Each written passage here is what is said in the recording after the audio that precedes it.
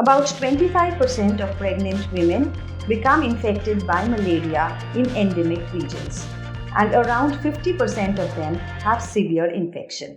Malarial infection during pregnancy has both adverse maternal and fetal outcomes, which includes maternal anemia, intrauterine growth retardation, preterm delivery, delivery of low birth weight babies, and fetal loss.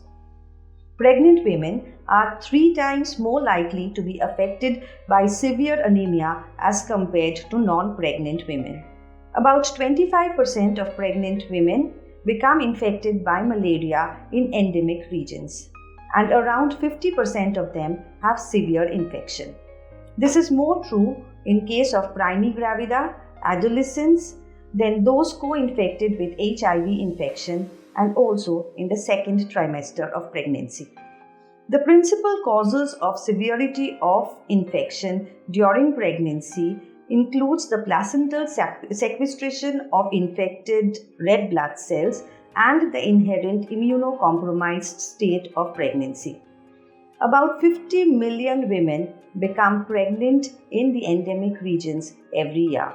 It is therefore important to support them with both preventive and treatment measures.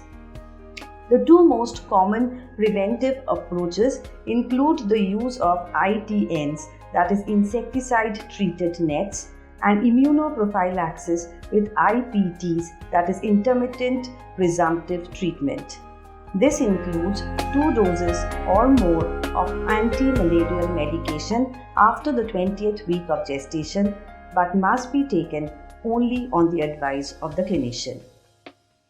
It is therefore important for finance resource providers and policymakers to come together and strategize ways to prevent, treat, and eradicate malaria in pregnancy in order to facilitate better maternal and fetal outcomes. Thank you.